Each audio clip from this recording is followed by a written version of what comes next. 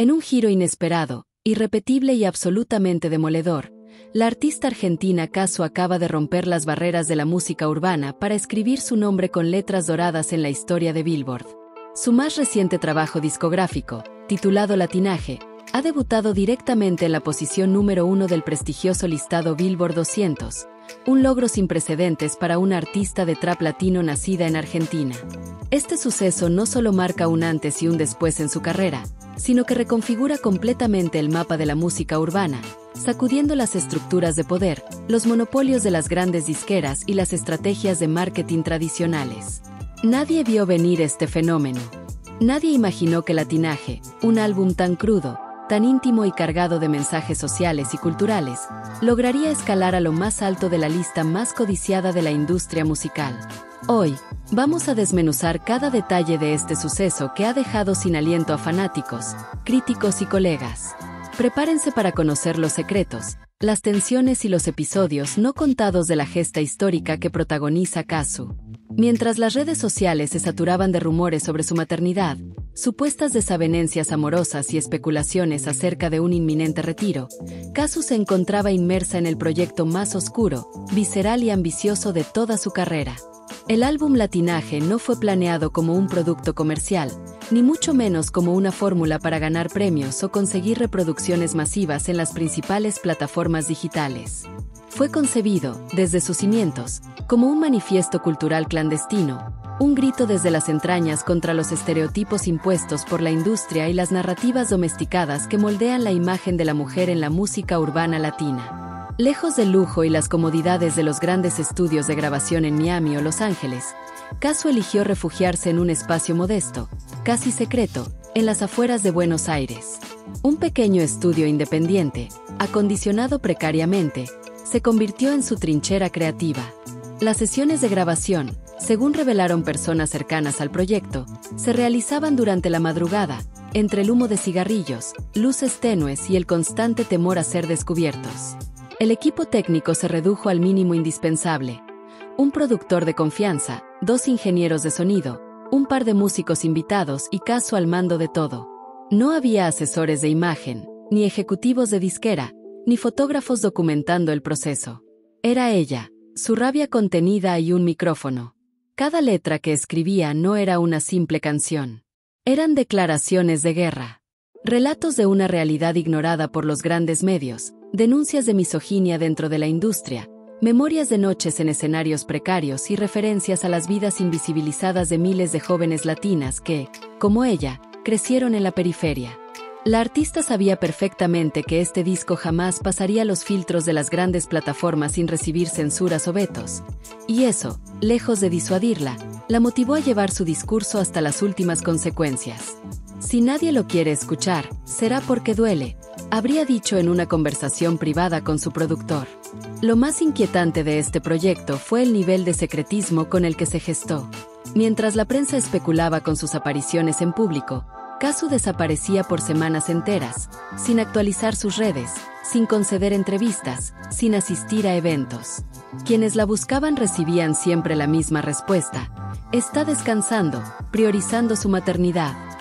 Nadie imaginó que, en realidad, estaba canalizando toda la incertidumbre de esa etapa personal en un álbum cargado de mensajes políticos, culturales y sociales.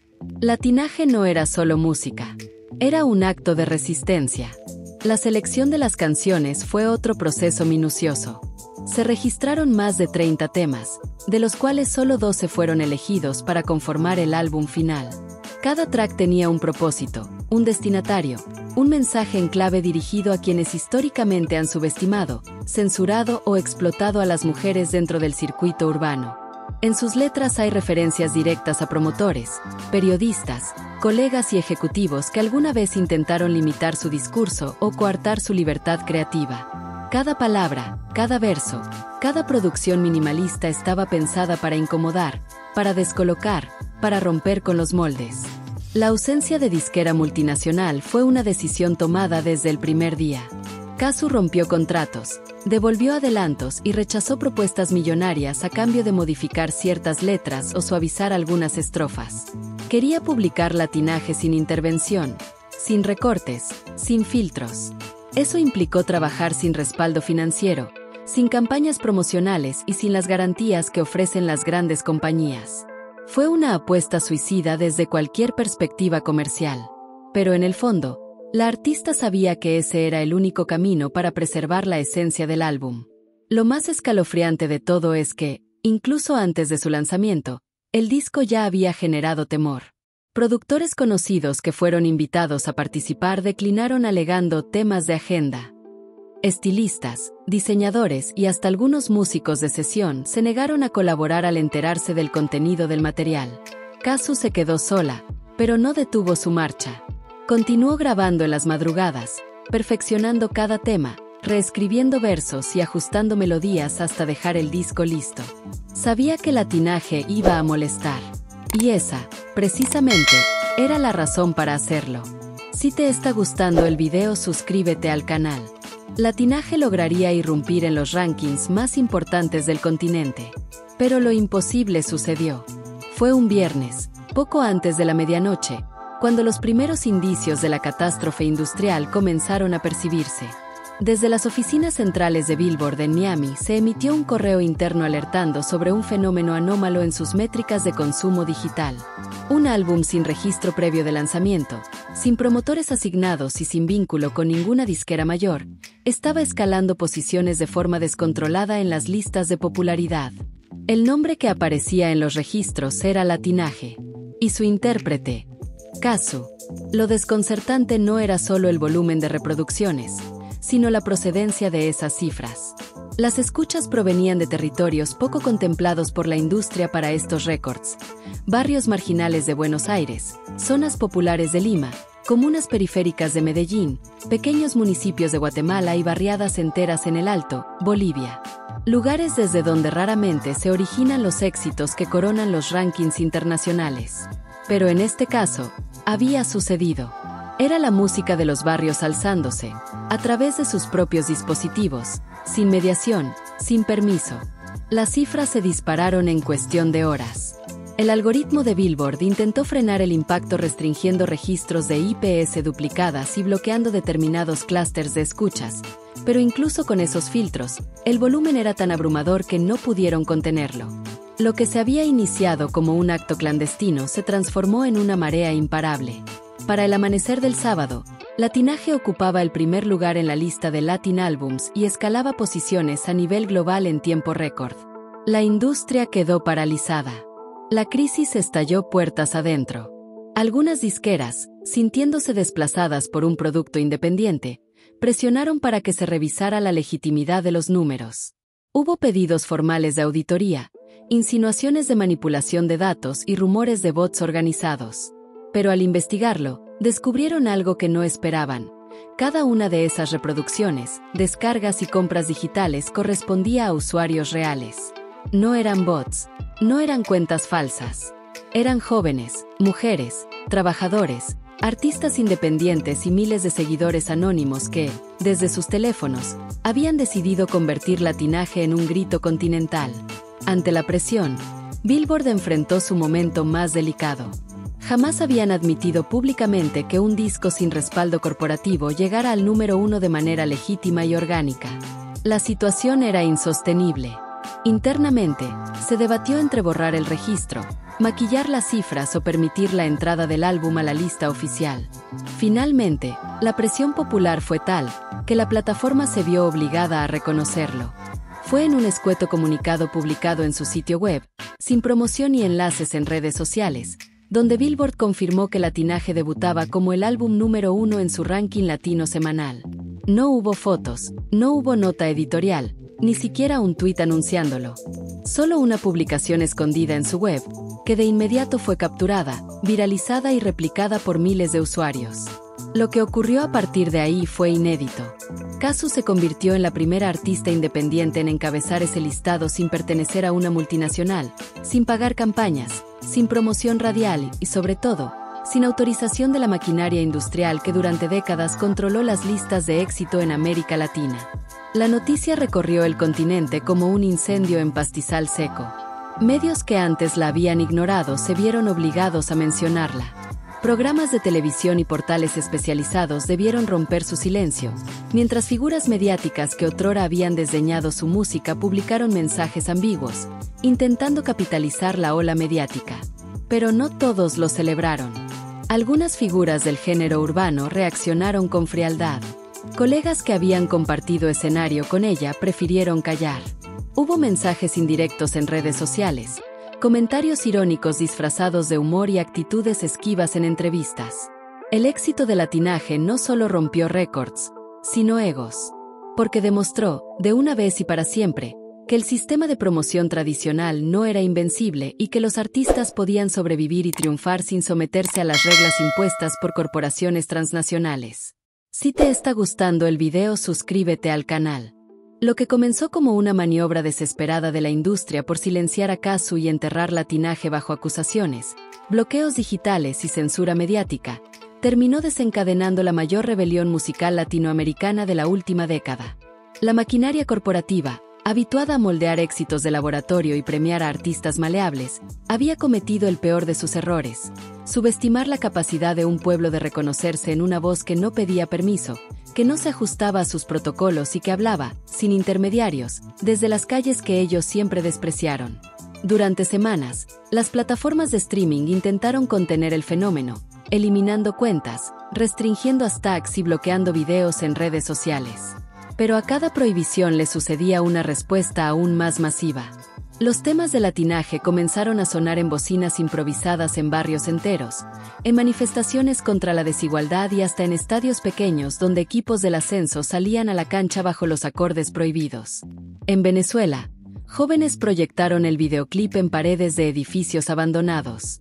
En México, colectivos feministas adoptaron una de sus canciones como himno de protesta. Y en Argentina, Rosario entera se pintó de murales con su rostro y las palabras: "Aquí no se calla nadie". Los números se dispararon nuevamente. Billboard, presionada por una opinión pública que se negaba a aceptar las maniobras de invisibilización, se vio obligada a incluir el disco en su recuento anual de álbumes latinos más escuchados, aunque sin dedicarle artículos ni menciones especiales. Era una derrota silenciosa para la revista, que había intentado ignorar su propio ranking durante meses. Lo mismo ocurrió con varias premiaciones, que, sin atreverse a nominarla oficialmente, debieron admitir en entrevistas y conferencias de prensa que Latinaje había superado a decenas de discos con millones de dólares en promoción detrás. La evidencia era irrefutable. Pero lo más impactante no vino de los charts, sino de la cultura popular. Universidades comenzaron a analizar las letras de Latinaje en seminarios sobre música urbana y resistencia cultural. Antropólogos y sociólogos elaboraron tesis sobre el impacto social del álbum y su capacidad para reflejar problemáticas ignoradas por los medios tradicionales. Incluso algunas editoriales independientes publicaron recopilaciones de textos y ensayos alrededor del fenómeno, reconociendo su valor como documento sociopolítico antes que como simple producto musical. Cazzu, fiel a su estilo, continuó al margen del espectáculo mediático. No concedió entrevistas exclusivas, no se presentó en alfombras rojas ni aceptó reconciliaciones forzadas con colegas que, meses antes, habían intentado borrarla. Prefirió mantenerse en la calle, participando en festivales autogestionados y tocando en escenarios alternativos donde los únicos códigos válidos eran la lealtad y la palabra. En su cuenta de Instagram, en lugar de celebrar los logros, publicó una foto con su hija dormida sobre su pecho, acompañada de una frase: "Cuando el mundo quiso callarme, ella me hizo cantar más fuerte". La imagen se convirtió en símbolo de resistencia femenina y maternidad sin concesiones dentro de un ambiente históricamente hostil. En paralelo, artistas jóvenes que antes temían romper con las estructuras comenzaron a independizarse. Raperos, traperas y cantautoras que sobrevivían en circuitos marginales encontraron en Latinaje un modelo posible de éxito al margen de la industria. Nacieron sellos independientes, se multiplicaron festivales inauspiciantes y las playlists paralelas en redes sociales sumaron miles de seguidores que preferían escuchar voces auténticas antes que éxitos prefabricados. Para los grandes conglomerados, lo sucedido con Cazzu dejó una herida difícil de cicatrizar. Durante décadas habían controlado los relatos de éxito, invisibilizando a quienes no encajaban en su molde. Pero en esa ocasión, una mujer con un álbum incendiario, sin patrocinadores ni indulgencias, había demolido su sistema desde adentro. El silencio obligado en medios oficiales contrastaba con la efervescencia de las calles, que consagraron a Latinaje no solo como el álbum número 1 de Billboard, sino como la voz sublevada de un continente harto de obedecer. Hoy, aunque intenten escribir la historia oficial omitiendo su nombre, la hazaña permanece viva en los grafitis de Rosario, en los coros espontáneos de manifestaciones, en las playlists clandestinas que siguen reproduciendo esos temas prohibidos y en los corazones de quienes vieron en Cazzu algo más que una artista, vieron a una guerrera cultural. Porque hay legados que ni el poder, ni la censura, ni las listas compradas pueden borrar. Y Latinaje es, para siempre, uno de ellos. En una industria construida sobre algoritmos manipulados, contratos millonarios y nombres que se repiten año tras año como una liturgia intocable, una voz del sur irrumpió sin pedir permiso y le recordó al continente que, por más estrategias, censuras y campañas de desprestigio, la calle sigue teniendo la última palabra. Lo que ocurrió con Latinaje no fue solo un éxito sorpresivo ni una anécdota viral de redes sociales. Fue una fractura cultural que dejó expuesta la vulnerabilidad de un sistema que, durante años, había operado convencido de su propia impunidad. Porque lo verdaderamente peligroso para las corporaciones no fue que Cazzu liderara Billboard. Lo verdaderamente amenazante fue que lo hizo sin deberle nada a nadie. Si te está gustando el video, suscríbete al canal y dale a like.